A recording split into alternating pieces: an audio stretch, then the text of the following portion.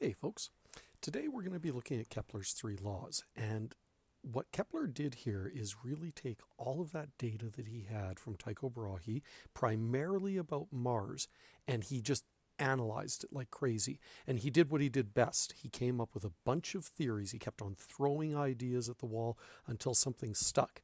And that's what basically creates then these three laws for him. So we start off with the first law, which states, and remember, we're going to look at sort of the official legal talk version of it first, and then we'll kind of explain it. The path of any object in an orbit follows the shape of an ellipse, with the orbited body of at one of the foci.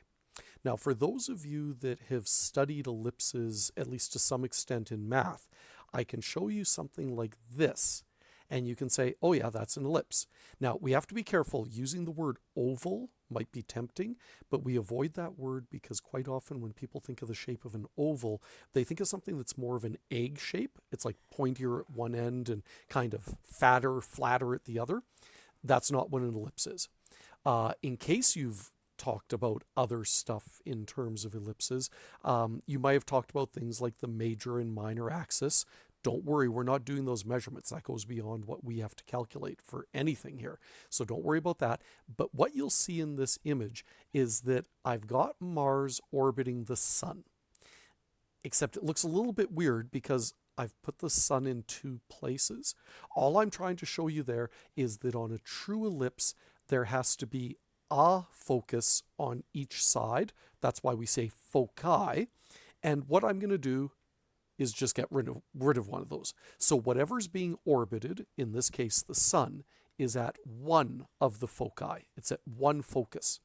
And I'm showing Mars orbiting around. Now, again, if you've already talked about ellipses, you should look at something like this and say, wow, that doesn't look circular at all. It's really squished top and bottom and really bulging out left and right. What we would say in math is that it has high eccentricity. That just means it's really far away from looking like a circle. But again, you don't have to actually measure that in Physics 20, but it's worth mentioning here that I'm kind of exaggerating it in this case because I want you to really see that it's an ellipse and not a circle at all, and that we've completely moved away from kind of the way even Copernicus talked about the sun at the center of the solar system, because when he drew it, he drew orbits that were circles. And that kind of makes sense because they're simpler, so they probably were right. It just turns out they weren't. And it was as Kepler looked at the data that was gathered for Mars orbiting the sun that there was only one mathematical model that could fit what it was doing: an ellipse. So that's it for the first law. The first law just says the shape of the orbits are elliptical. That's it. Second law. Now this one kind of sounds weird, partly because we have to say it the way that Kepler said it all those years ago. And remember, he'd be doing his math a very different way because he can't, pull out a calculator and just hammer through a bunch of calculations and stuff. He's going to do things involving calculations that are usually going to be based on things like geometry and stuff like that. So what he says is an imaginary line from the sun to the planet, because he was talking about Mars orbiting the sun, sweeps out equal areas in equal times. So again, I know it looks kind of weird and everything, but what I'm going to do is I'm going to draw Mars there, and I'm going to draw Mars where it would be later in its orbit. So imagine Mars starts here, and it would be like several months later. We would see it over here, right? Now, what he wants you to do, what Kepler would say is draw a line that connects Mars to the sun so that as it would move, it would sweep out that area. It would basically sweep out a chunk that looks like kind of a wide but stubby piece of pie. Now, specifically, if we're following what he says here, that area swept out in, let's say, a time period of 3 months, something like that. I'm just saying an arbitrary number there. And then I look at when Mars is on the far, far side of its orbit, way over here on the right. And I would draw a line connecting it to the sun again, and I would watch as it sweeps out an area moving to a spot later, I would get that area. So it's kind of a really narrow, long piece of pie. But that movement from here to here also took 3 months. Equal areas in equal times. Both of those shapes, even though they look different as far as being kind of stubby and elongated compared to each other, they actually have equal areas. And so this was his way of envisioning it. That's what Kepler sees. But what we say today is slightly different. We would look back at this part of the orbit and we would say, oh, if it's going from here to here in 3 months, it must be going really fast because it had to go that bigger distance along the orbit.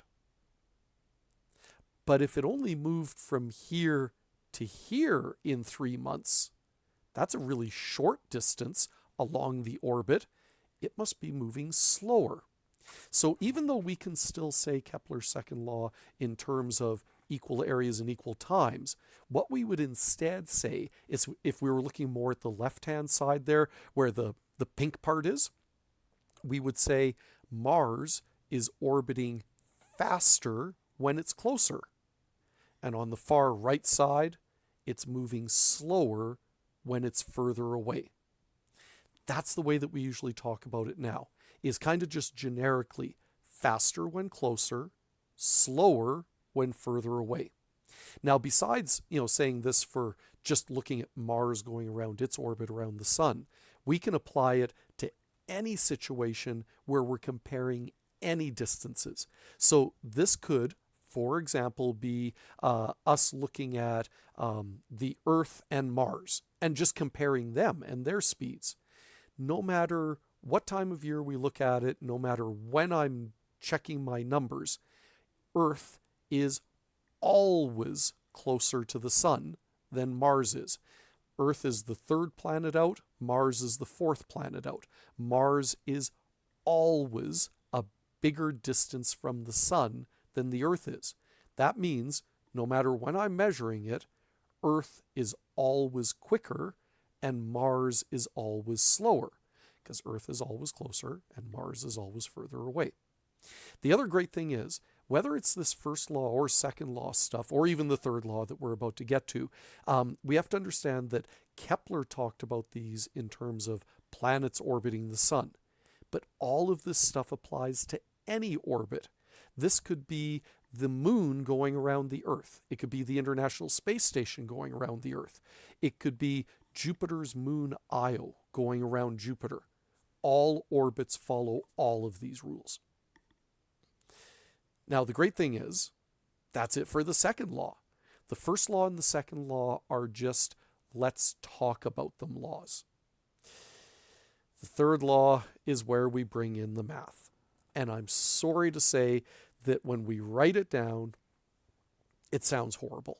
And that's because what we're trying to describe here is a mathematical formula, and that's just not good when we try to say it in words rather than trying to write it out as just a formula. So we've got to listen to this carefully. It says the square of the period of orbit divided by the cube of the radius of the orbit is equal to a constant that we call Kepler's constant for that one object being orbited. Oh, and that's big, bold, highlighted there. We're going to be really careful about that. Now, as a formula, written as a formula, it's actually not bad. Because if you look on the top there, that's the period being squared, and on the bottom is the radius being cubed, and it's equal to capital K Kepler. Okay, now this is where we got to be really careful with this. First of all, that period on the top, period of orbit, that means it's the time it takes for one orbit to happen. So for example, if I was talking about the Earth, how long does it take the Earth to complete one orbit around the sun? 1 year, 365 days, 52 weeks, however you want to measure it, okay? That would be the period that we would put on the top. divided by the cube of the radius of the orbit down on the bottom. So that basically means I've got to measure not the radius of the planet Earth, but the radius of the orbit. And I would put that number in the bottom, and I would cube it, and I would have that. Now the careful part here. That would give me a value for K, capital K, Kepler's constant. But this is a weird constant, because it says for that one object being orbited. So if I put in a bunch of numbers here for the Earth going around the Sun, I would get Kepler's constant. If I put in numbers for Mars going around the Sun, I would get Kepler's constant. If I put in, to get the idea here, Jupiter going around the Sun, I would get Kepler's constant. And those numbers, they'll be the same because we're always talking about orbiting the Sun. Now, what if I put numbers in there for the International Space Station orbiting the Earth? I can do that. And I'm going to get a different Kepler constant. Because now I'm not measuring Kepler constant for stuff orbiting the Sun. I'm measuring Kepler's constant for stuff orbiting the Earth. So what we got to realize is Kepler's constant is a constant that changes. It's only constant if we're still talking about one thing being orbited. Like I'm doing a bunch of questions and I'm always talking about orbiting the Sun. Then I get a Kepler's constant that's always going to be the same. If I wanted to switch and do stuff orbiting the Earth, fine, I can do that. But I'm going to have a Kepler constant that's specific for stuff orbiting the Earth. Now, before I show you some examples of this, I do want to point out something that's a little bit weird to you. And that's that, okay, we're talking about measuring the period, and we can actually do it in any unit, but usually seconds would be best. The radius, which can be in any unit, but usually meters, because that would be best. And then Kepler's constant.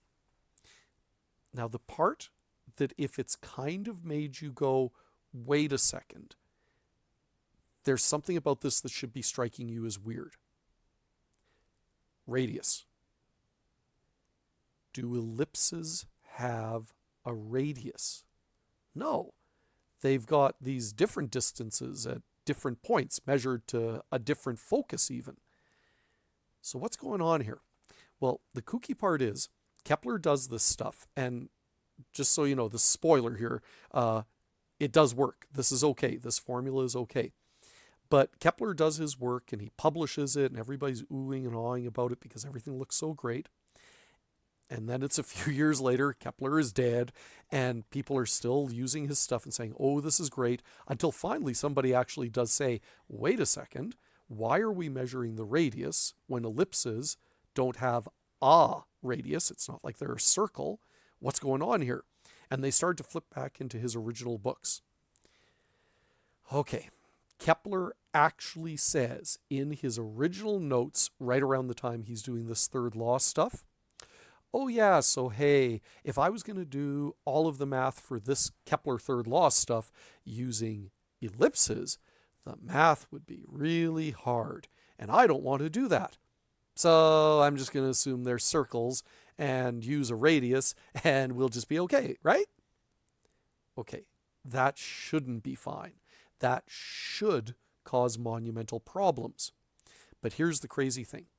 Because of second law, faster when closer, slower when further away, if you take all of that into account and you do a bunch of fancy calculus, what you get is that on average, we can measure the distance that like a planet is orbiting the sun, and we can treat it like a radius.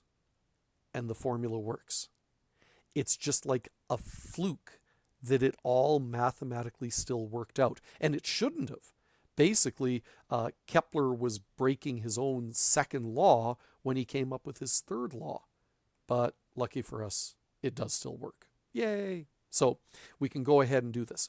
Now the weird part is, because the units on the top, period, usually seconds squared, and radius on the bottom, usually meters cubed, the units for Kepler's constant can kind of read weird. like they would be seconds squared per meter cubed. So we can get weird units like that. But as it says here, we can actually do those measurements in any units we want, as long as we stay consistent the whole way through a question. So here's a wacky sort of set of numbers for us to look at.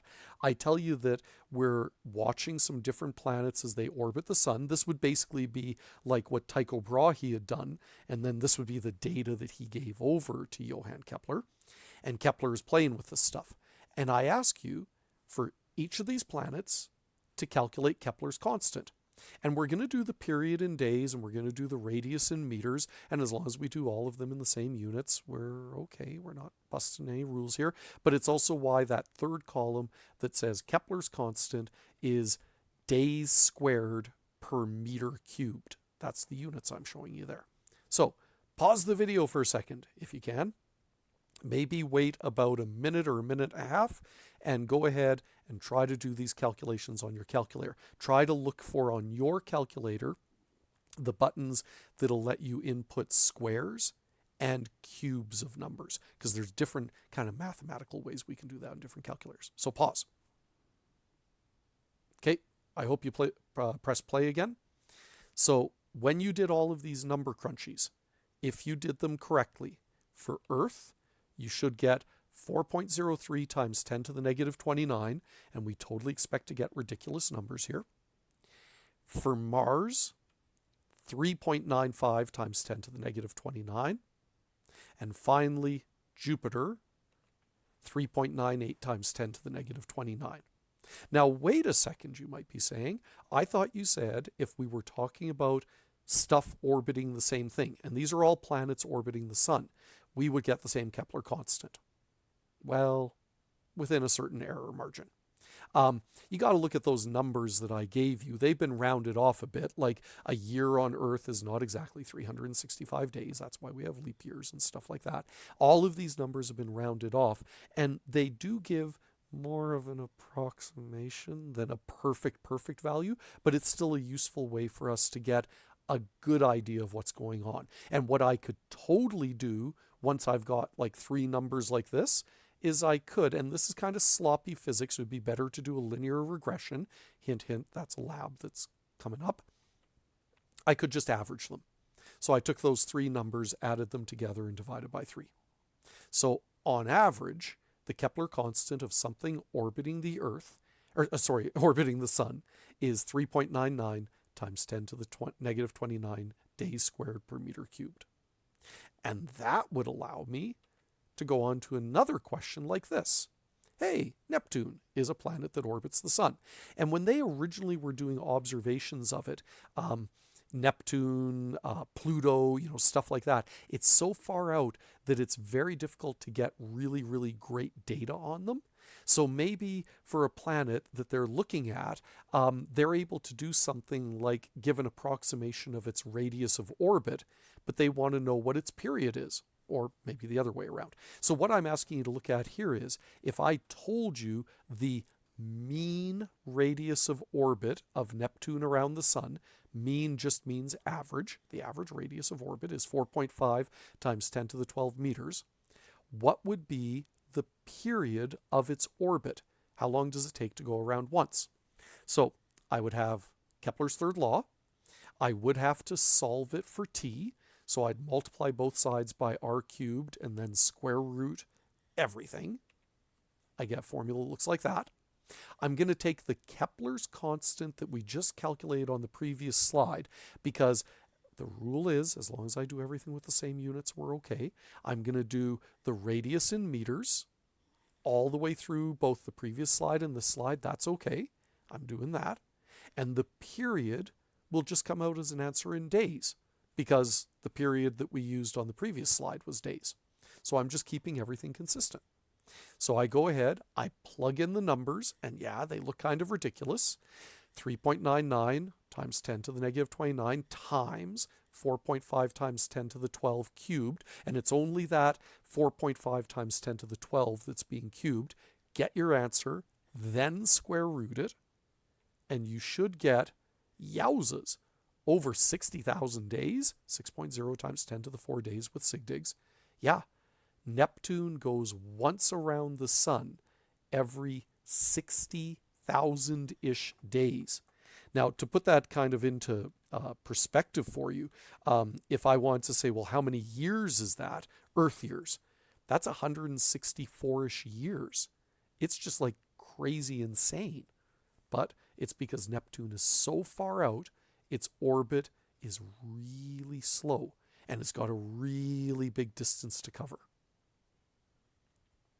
Now, this last little bit is sort of a cool trick thing that we can do with some calculations. And we can do it when we're given what seems like not enough information to solve a question.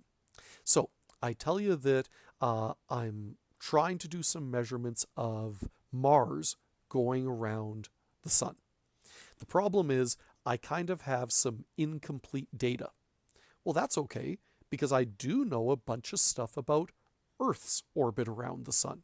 And I know that because both Earth and Mars go around the sun, they should have their same Kepler's constants, k equals k.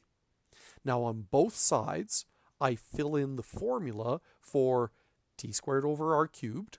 On the left-hand side, the Earth going around the sun, and on the right-hand side, Mars going around the sun. And I know that both of those ratios should be, well, at least approximately the same. Now, bear with me, because something I'm going to be doing momentarily, it's going to make what I show next make more sense. I'm going to cross-multiply the dickens out of that. I'm basically going to move stuff around so that the periods are on one side and the radiuses are on the other side. Now, you might want to stop and just kind of take a moment here and just look at how I manipulated the formula to do that. I didn't change anything really. I just manipulated the formula so that all the periods are on one side and all of the radii are on the other side. Okay? Now, here's my nifty cool trick. If I said to you the orbit of Mars is, on average, 1.52 times greater than the orbit of the Earth, I now have enough information to figure out how long one orbit of Mars is. And it's because I get to pull a little bit of a trick here. Remember when I said for periods and radii, we can measure them in any units you want, as long as we stay consistent. There's a special unit of measurement for measuring things on like the size of our solar system. It's called astronomical units. And, well, gosh, we live on Earth, so it's kind of important to us. And so we set the average distance from the sun to the Earth as one astronomical unit, 1 AU. And that way, for anything that's closer to the sun, it's like a fraction of an AU, and anything further out from the sun is a multiple of AU. So like Mars is 1.52 AU, because it's that much more than 1 AU where Earth is. It's that much more than our orbit. So that actually gives me a measurement for R, for both the radius of Earth's orbit and the radius of Mars's orbit. And that means that on the other side, since I know stuff about the period of Earth's orbit at least, 1 year, 365 days, I can solve that now. So what it does mean is that what I would suggest is we take that formula that was in the bottom left corner and we just do the inverse of both sides, because mathematically, if I do the same thing to every side, I'm okay. So I just flipped it, and that way I got period of Mars up on the top left, and that's what I'm going to be looking for. Now I can multiply both sides by TE squared. Oh, sorry, I did that a little bit differently here. I forgot that I put it in this way. Still, same everything's fine. On the bottom, for period of Earth's orbit, I put in 365 days because I can. And on the right-hand side, for the radius of Mars's orbit, I put it in as 1.52 RE because it's 1.52 times the radius of Earth's orbit, all cubed, divided by, well, it's still the radius of Earth's orbit cubed. hey, wait a second. I can distribute that cube on the top. 1.52 RE cubed times RE cubed. And then I can say RE cubed cancels on the right-hand side. It's just gone. Now I've got 365 squared, 1.52 cubed, those are just numbers, and period of Mars squared, the thing I'm looking for. Multiply both sides by 365 squared, and it moves up to the right on the other side. This is just formula manipulation. They're just numbers. 365 squared times 1.52 cubed. It's just a number. And then square root it, and I get 684 days, which is pretty close to the measurement of the period of Mars's orbit that I'd given you previously. So, yay, it works. Now, there's some homework here that you can try that the textbook is a little bit light on questions. Your textbook came out in 2007, and at the time they decided it's not fair to ask people to do squares and cube roots and stuff because people were still fumbling around with TID3 calculators, and they didn't trust themselves, I guess, to do that. We can do it. It's fine. But besides this homework, there is also a worksheet that I've got for you that you can look at for some extra problems as well, just to kind of look at some more calculations and look at the theory side of it a little bit. So good luck with that.